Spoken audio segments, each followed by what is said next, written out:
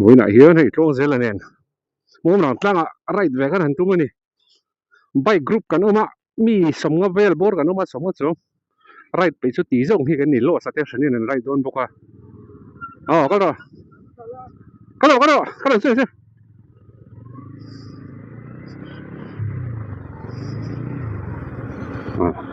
ani hian expulse tu te na kenga la thar khop na hei ni kuma lak chau ni AF ani chuan September vel ni garing alak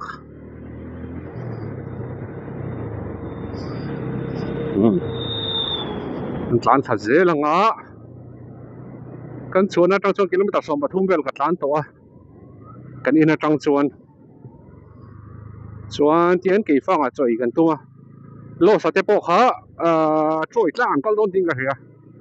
ran join ve di ula tia chak om ve khop me ma ra chu mom ran tlang kan tilak lo to kan kalang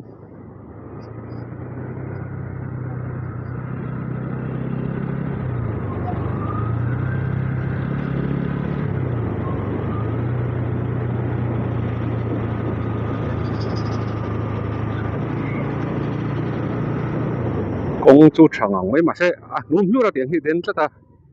tlan chak vut ngam chi alo ke chu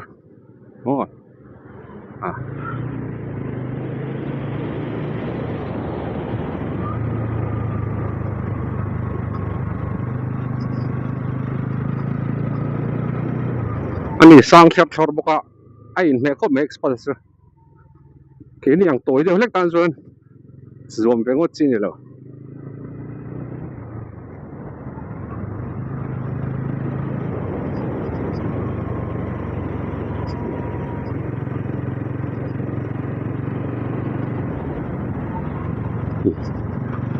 man mo vut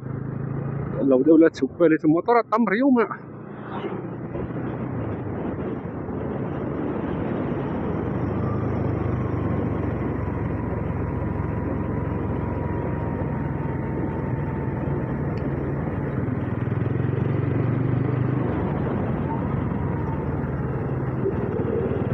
này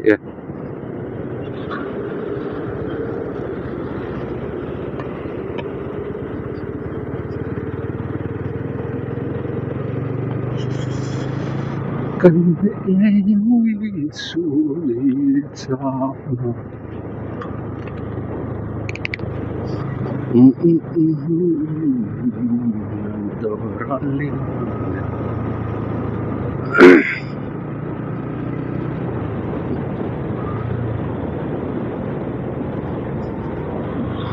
motor tam nge me win chola ni state day ni somni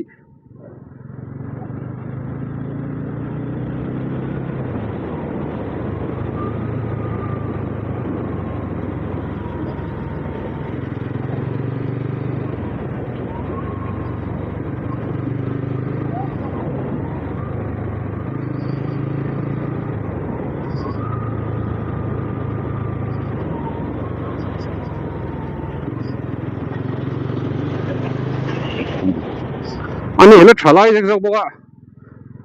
liam thaput put me lom ke ni ang 45 chau bor to chuan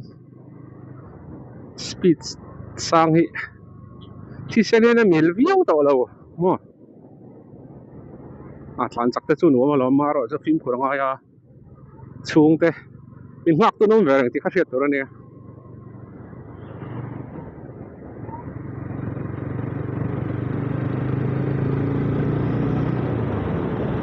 real kan thleng tha hei futui zuar po futui zuar te po hei lo om nak naka futui in rot nge moni hei mel tha om na hria ni nge yang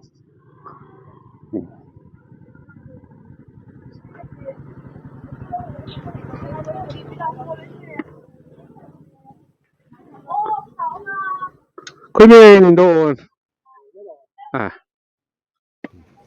tôi nói cần số lại đốn chứ cái này là phụ tử cho con hành in á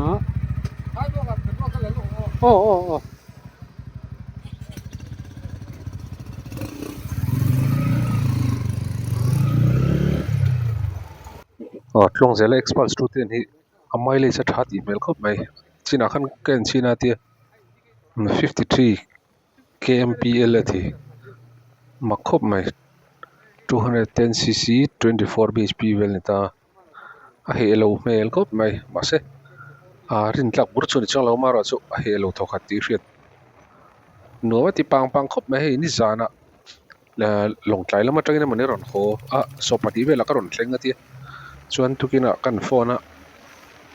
ei a tho hlei thei lo sari le chan ve vela mani khan ka tho chi atia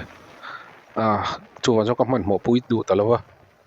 ki po ina tangin da riat le minute som ti vela ka chuaka ri le chan ve pel theta tui riel tong trai na mun kha thleng thla chuan kai ka ti khan aron thleng ve hal deuh mai a chunai lo sa te po kan hmua han ni po an lo rai dona rong kal ve di ula ti achak khop mai ma se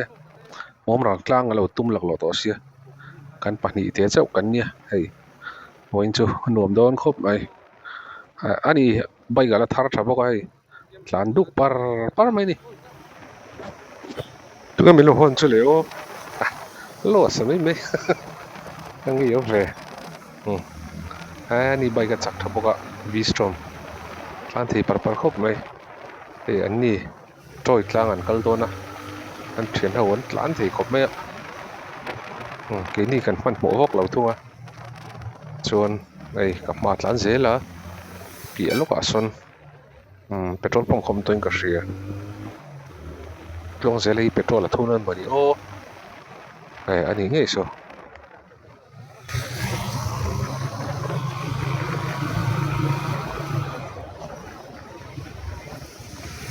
petrol po lam mai lam V-Strom po chu mom rang on dai me bo mom rang o do ne an ta ro tong de min ole ani bo ole le pe le va tong tho o chaklo ko mi hi helaya peng veilama peng hi darlon kong ania darlon khuwa kalna ani ki fang peng kan thlengji a hei veila pang pen hi kalna kong zel ni ta chuk thak zel ngai tlong zel hi atlan tlong zel do nem kan lo enang kan tlong review me tu na chuan kong laka hian han chiat mai te problem meng mo han lei su thi om ve thina ase bai khila thara hei thlathum vel er or chawla ni problem nei lo tur angai la atlan thei khop me hei a thalai ve vok boka atnung hi ka dol zo meu lo ni han le dar hi ngai thina min lo ning review me the hriat lo kei ka tlan chak lu tuk thei lo wak la kon fi lu tuk lo hol panga zon tlan ve vu vuk thei to mana ko phei don le chi hei khut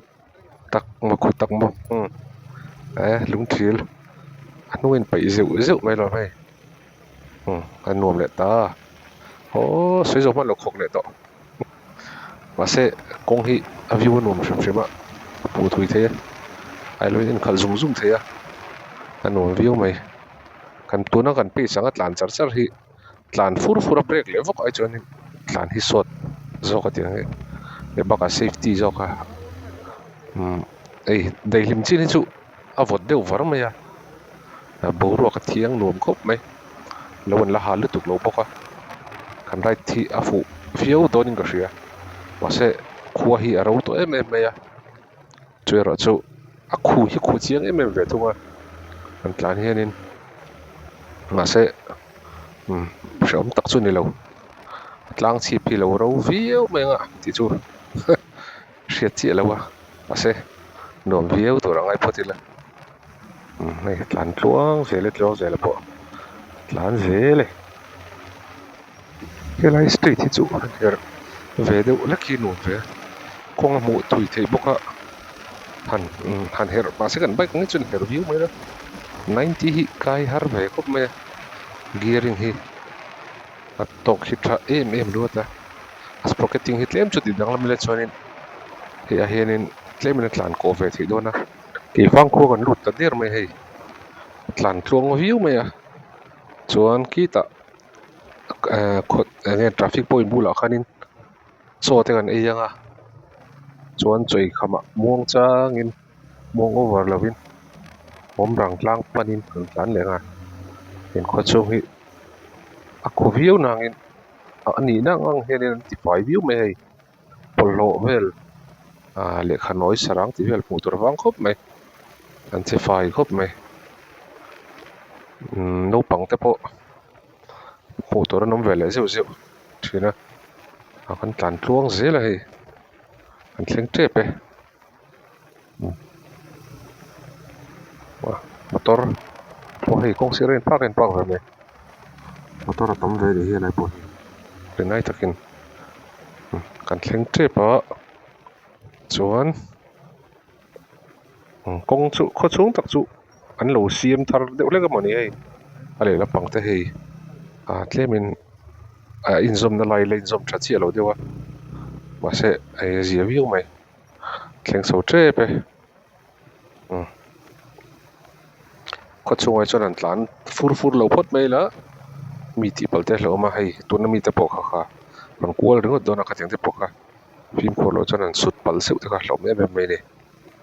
hawk an thleng so dawn e tilai sak hotel a khani la khalai khan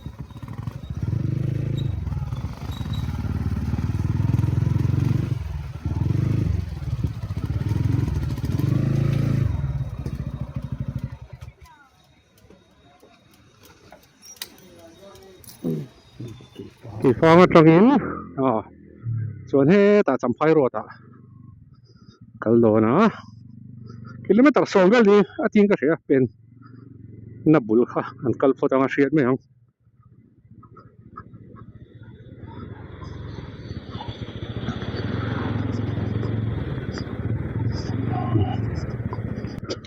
a kawng chu a chet a ve he lampang chu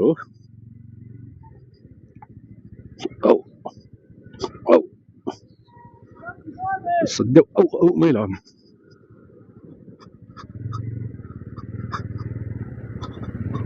khawm pui na tur chu hnai hle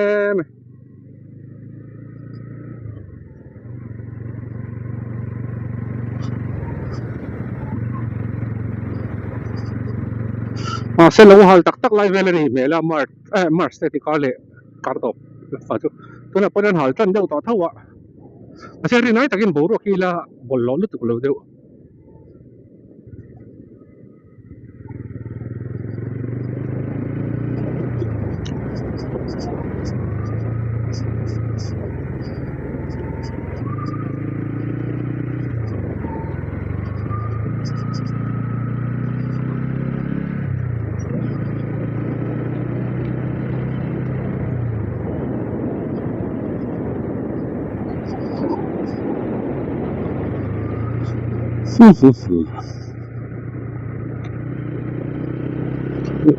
sarang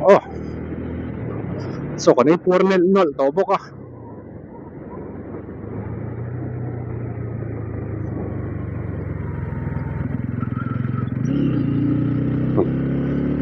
ngoi ni tip ni le to kan tlem kan man mo ve deuh ngai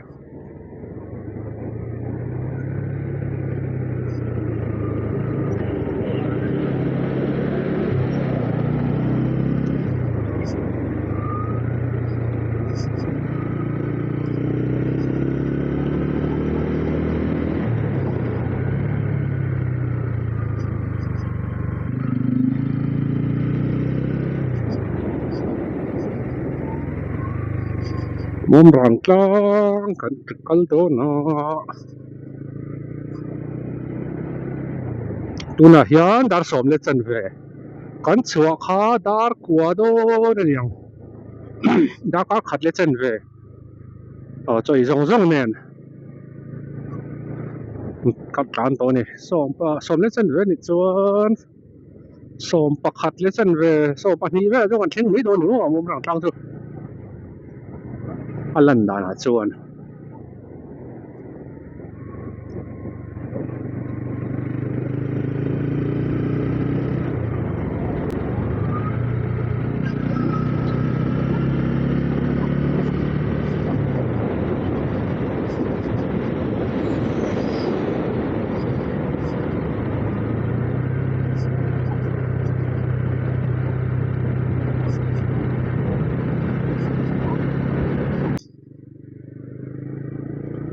tlang chu nal te an kal san zo che ki fang ka nia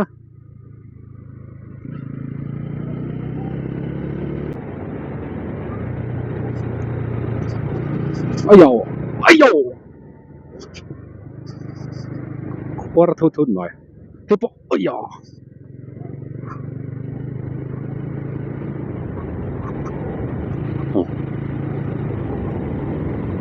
kong chu thave ngang maya ase so yang de ben an kon fi deuh lek chu har kan right card deuh bok ne bir thai hi chu tlan tam hian in confidence om ve a hei om chho ve mai a khal khat deuh a han tlan thak hian tlan chak vut vut hi har sa taksa lawin adjust mei lo thina ar chu long ran po hian tlan thui ve toi jon kong te mani a taksa an bel chawa tlan ve vut vut thaya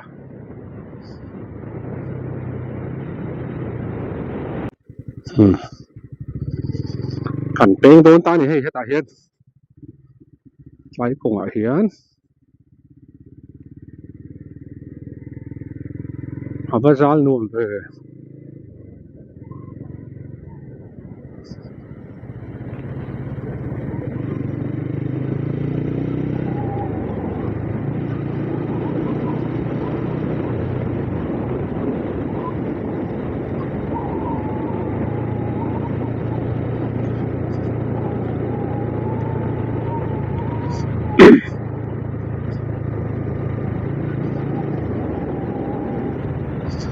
$10.45 faritoa tlan na tura thui vok to lo khuva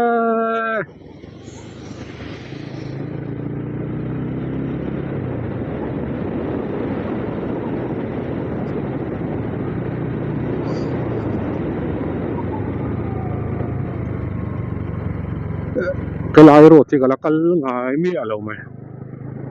ka voi khat kal na ni ve tat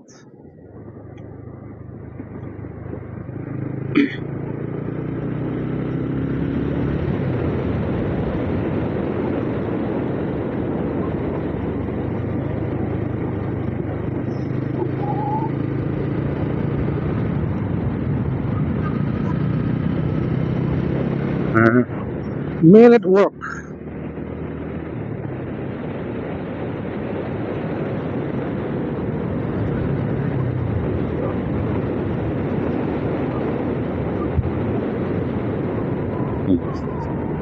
nal lang mo dum zui maya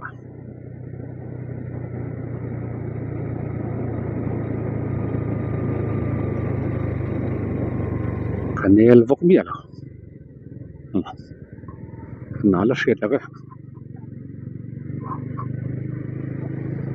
có còn xe bán phục lút lút với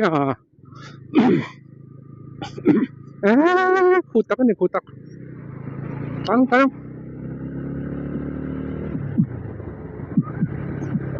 khul tục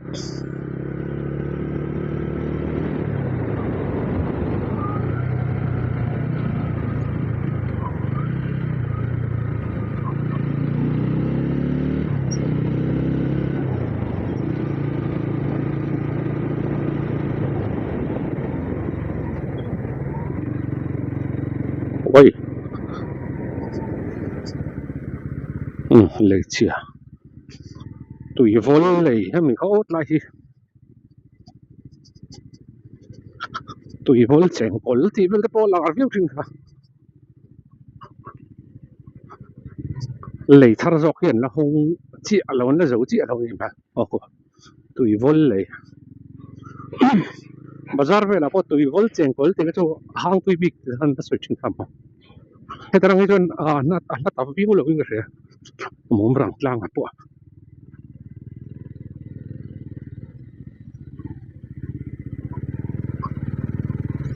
wat viel we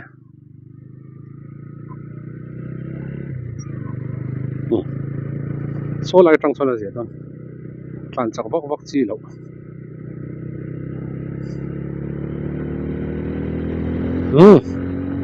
tàn lệ thấy ta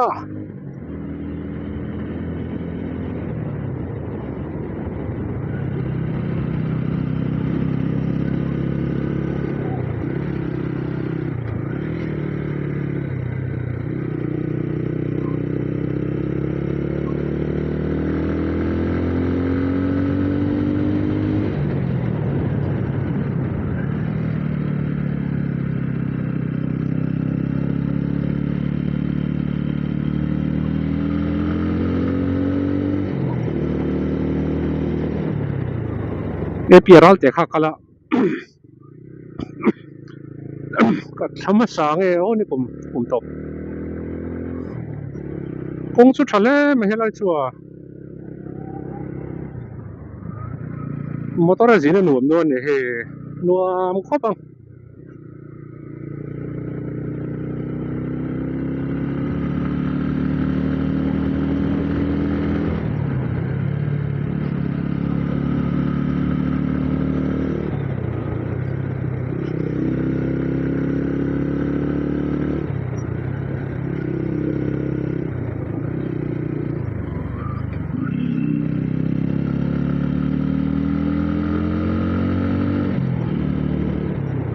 mase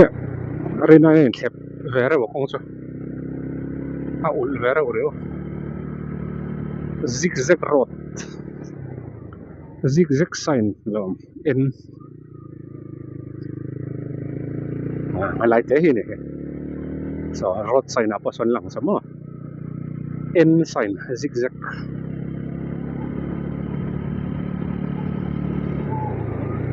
a kong then na hin da mi alawa marking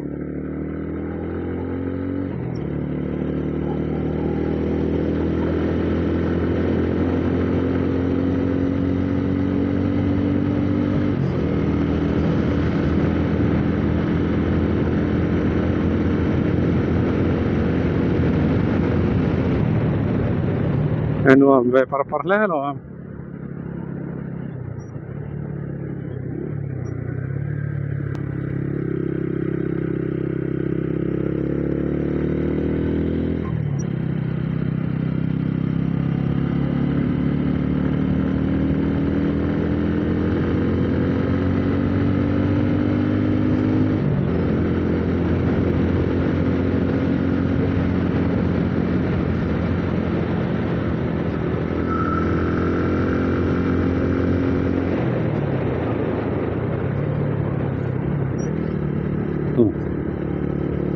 line marking an ti do ne mo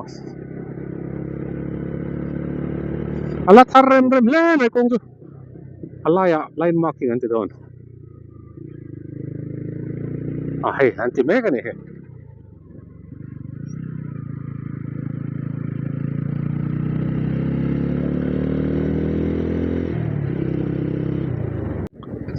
kong an siam hay ha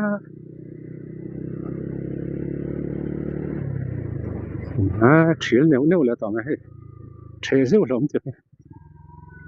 san sak vak chi lo mo chang in ha so le trap to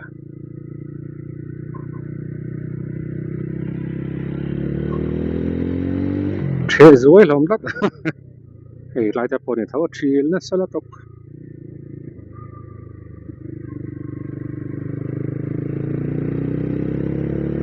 thur thak vak chi lo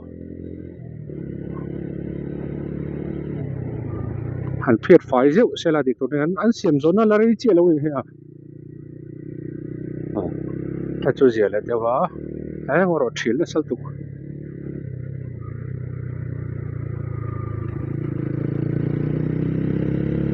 sai chal se chal hai din ha bai tong en pon al le mai hin chu vut buak dik tak ni so speed limit 40 hai dia sai chal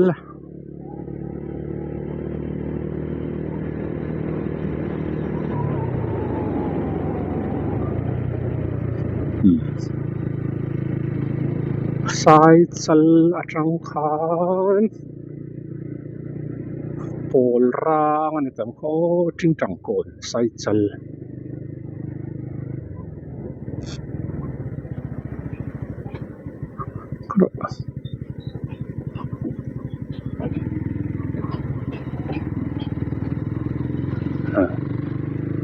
liền khóc mấy trang tôi rải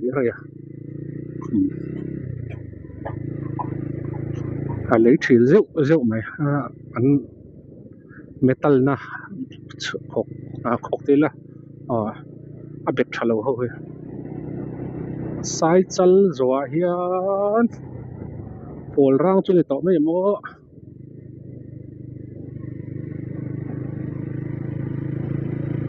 vào van em vào par vào bê lâu hai tôi có khu anh chút mà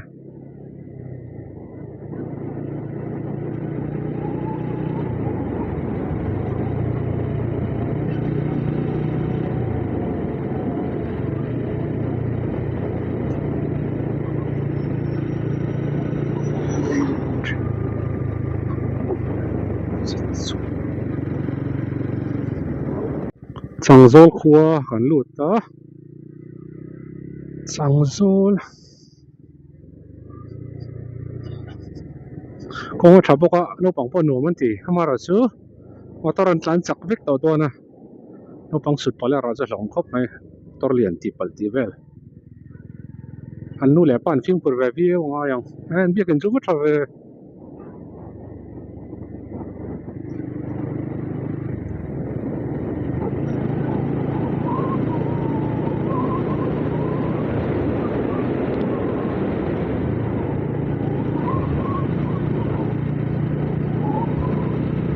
thôi nữa xong bằng cái đấy xong bằng anh chán chắc lắm mày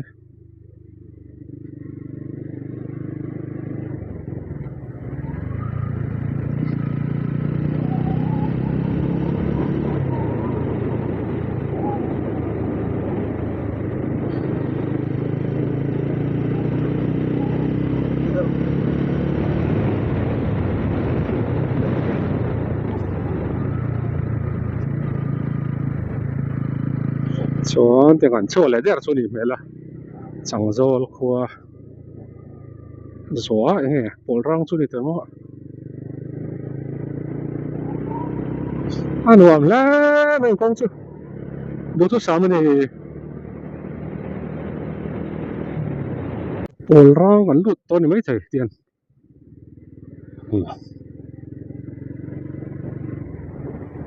Paul rang này mà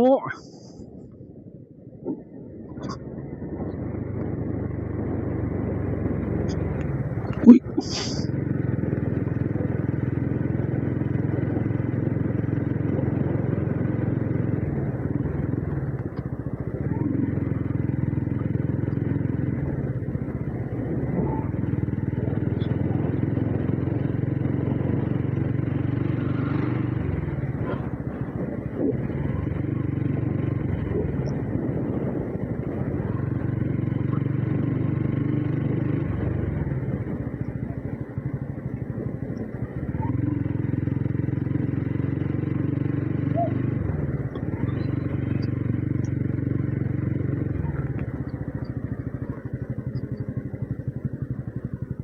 khôi này cái khá tiền luôn nó khai xem cái này mình做真的弄个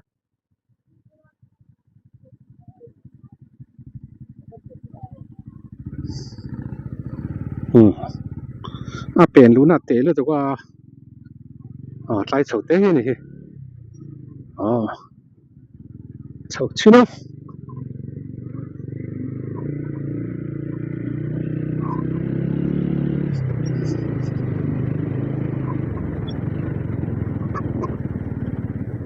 mà muốn làm chắc chắn nó khai cái rồi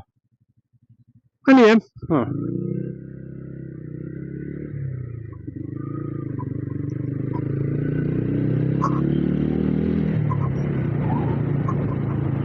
bắt thêm hoa đôn rồi kilo mấy tầng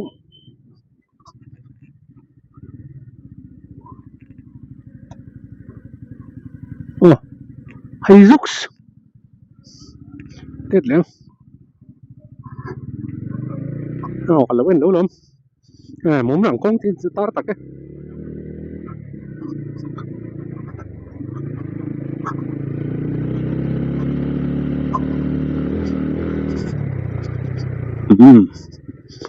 kan kal tung na hela ma hian ni ka ria khoya mo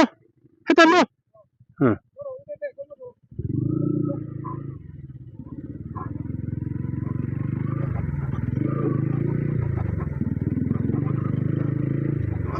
kilometer ruk ang vel na ting ka ria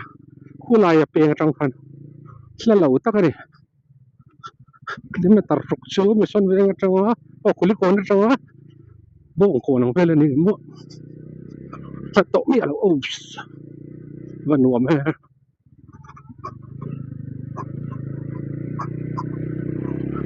au sot au na chuak ta rai mai atlang chi pa nge kan zuang chu mo au au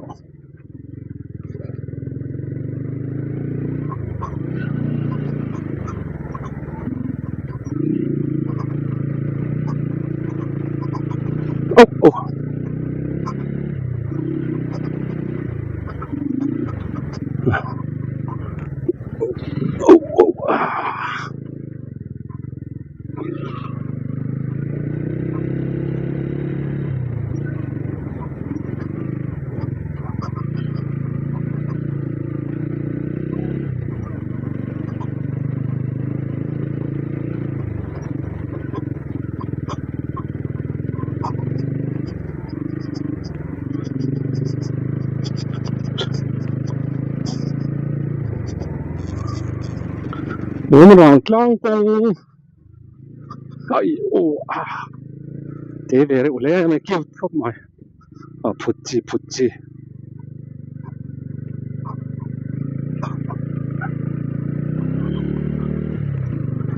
rồi nên thật về đấy mà nè tay thì khóc mấy cái tiếng mới mấy chứ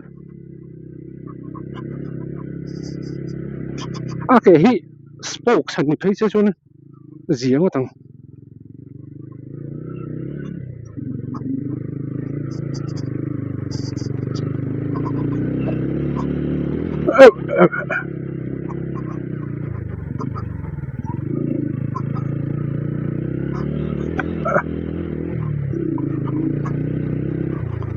re ek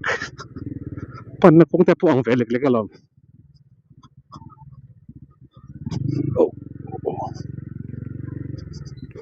plan này bốc chi lâu khu đó nó tục chúng có gì là cần hoa aron plana en thắt phung đâu nhỉ tàn khu phiêu ha một lại hiên thế nó hẳn ta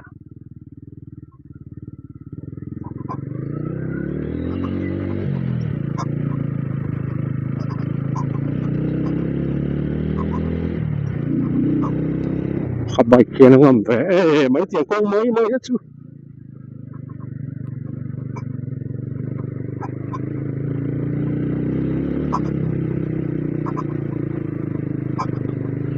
cái gì cho ai việc làm vậy cho con ai việc phết lại wow lan sâu miệng này mày không lan miệng sâu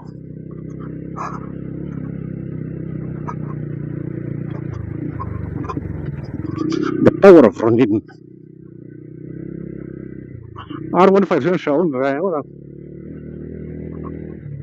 lồng sáng rồi là cái R15 cái sen phun luôn này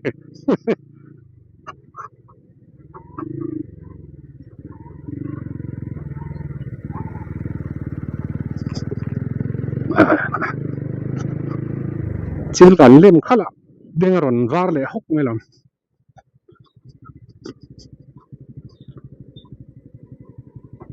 I love mồm rang po ai ra đi xem lại ta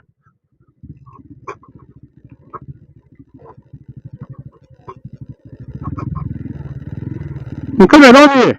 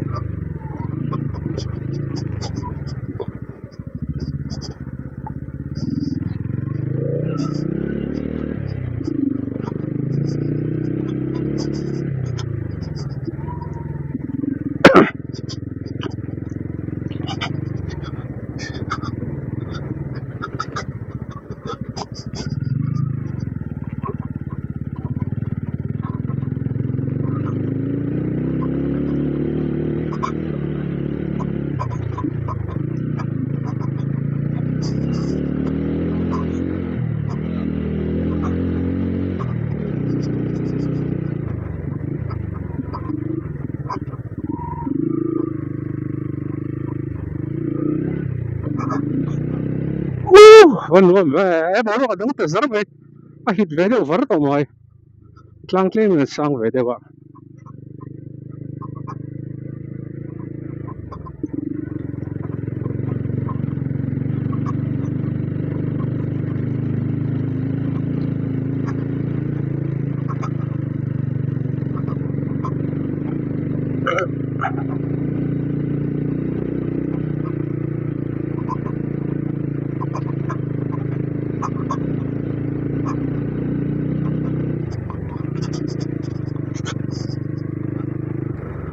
มึงรังกลางสอบปัญหาจะเรียกกันเท่งเดียร์มา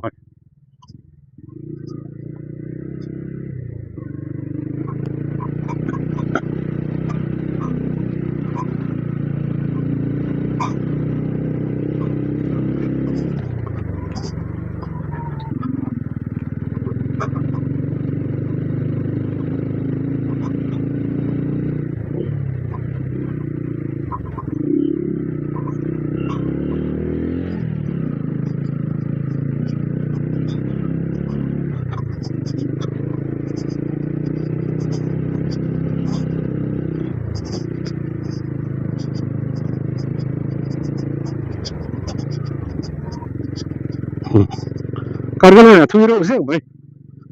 เรียกลางชีพไปจนทุยพัด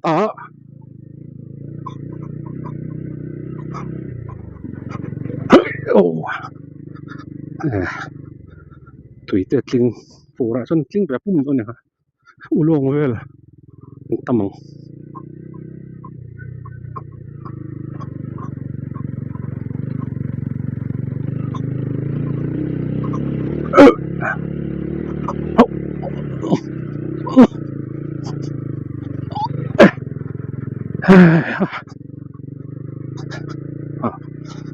ไปเสียวๆมาเยอะ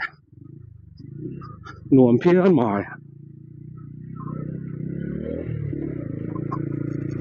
อ๋อผุดอย่างไรเทะเสียวละอันที่มาไงคุยเสียวๆเลยเป็นใช่ไหมเราเป็นเลยแต่ว่า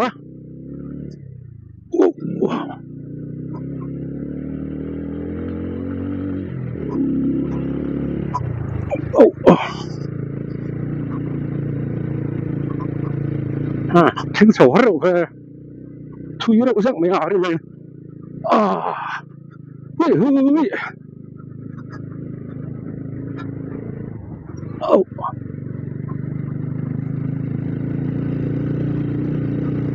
เจ้าง้าง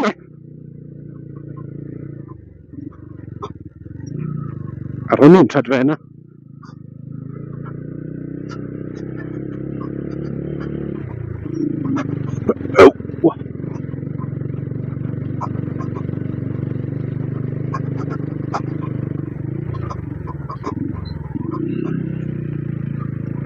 รู้สึกละปกติหอมได้ไหม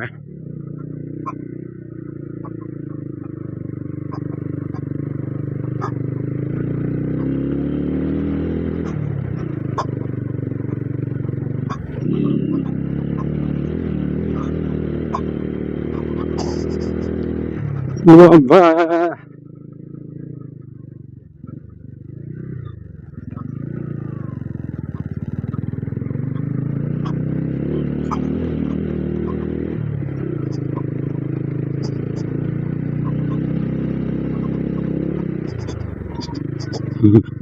เชิงสูงเจอเราหมดเลย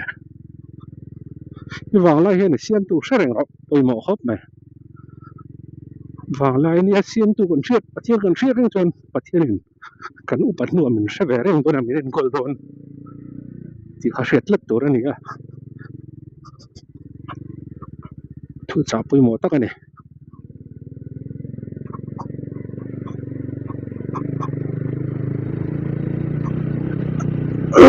ว้าโอ้ยโอ้ยโอ้ยโอ้ย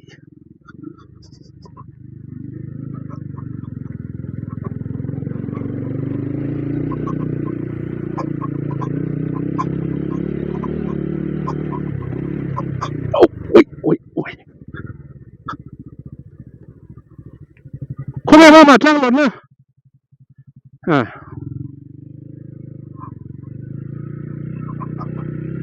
โ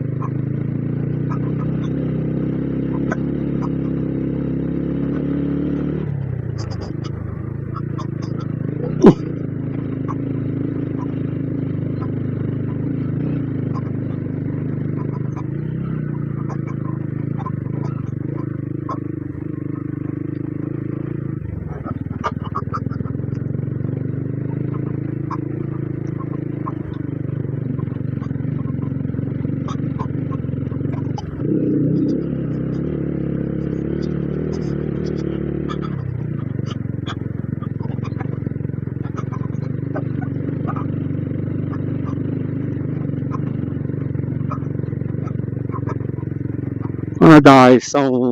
งมาวันวัวส่วนมีแต่พวกก็แล้วน้องนี่สิที่เราคิดลังชีรันล้วนเวียงลังชีมันมัวอะไร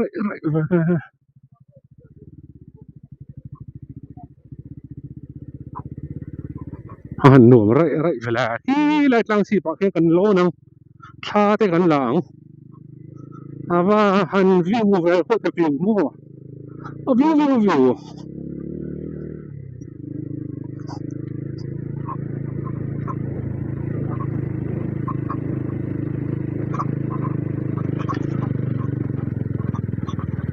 มหลังจ้างหลุดทิ้งตาหัน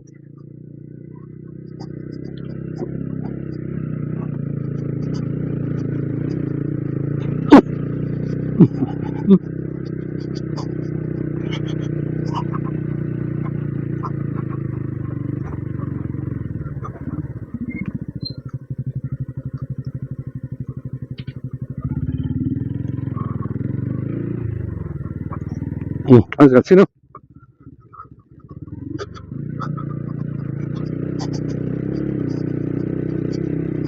บัวนี่จะปองเล็กๆก็ลงเลยเอาดันได้รู้ฮัดได้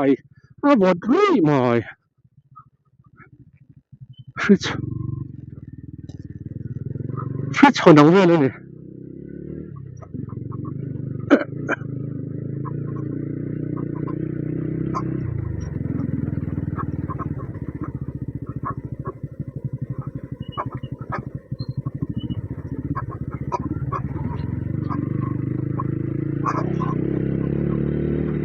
จ้างเสียพี่คนละไงวะกันมาเข่งขัดตัวเองเป็นเปรี้ยวได้หมดเลย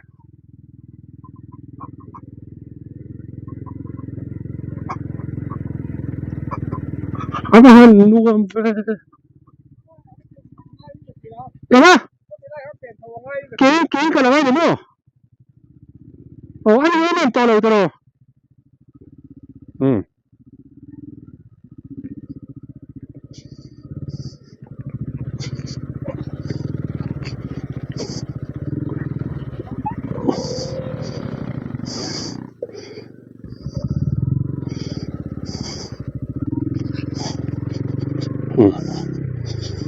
มันนัวไหมโคตรโอฟโรดมั้งwhat a nice what a very nice จูนจวกเนี่ยโอเคมาจูนจวกผมสวยมั้ง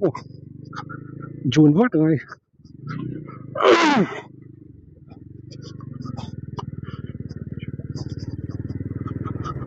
ว่าหนุ่ม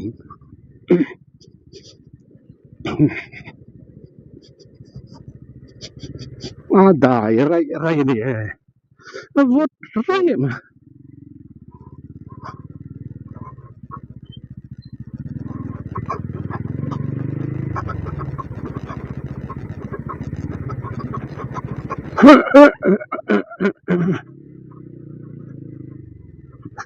แกกันอะไรเนี่ย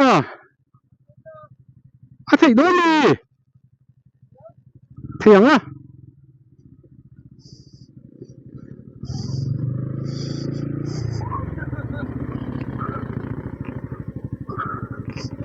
จ้างเขาถ่ายโดนเลย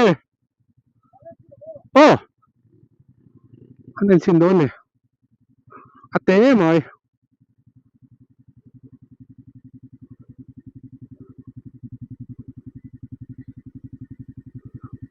ปอลรังเพื่อนช่วยไม่เสียเตือนนะมูรังกลางจงผู้ช่วยหนูจัดทีนั่นแต่หมอพันเหลาสิไลเดแบบพันเหลาที่เวลเนี่ยจนมันเนี่ยเมนเหลาเชมันเหลาที่กลางเรียบปะเนี่ยมาที่นั่นแต่ข้าฟิล์มขวดตัวเก่งกันชาวไหมเก่งกันชาวไหมอินจานน่าฝันเหมเลยไหม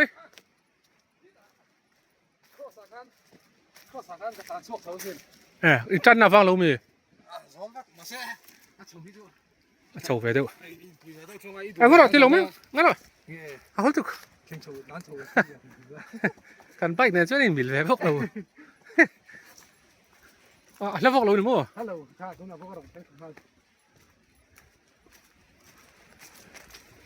อ่ะบ้านจ่ายหนัวไหม สิ่งใดเราก็เป็นทุบไปมาชาวแม่แล้วก็ lâu hà lâu nè tầm bún nó thật đó thì nè hay lấy hít đủ tất ta thì hít là nó hard đủ ngồi rồiกันบ้างแค่ตันซี่แล้วground clearanceนี่มา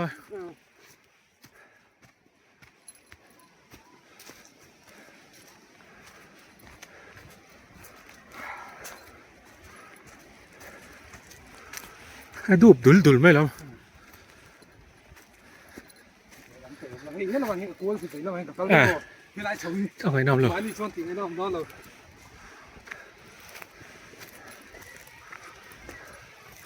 เสียงหนักไหม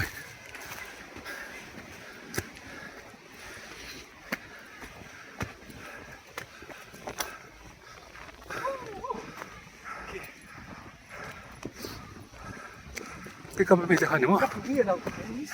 Chú biết lấy cái gì? Expert về lầu chuyên khen vóc là không?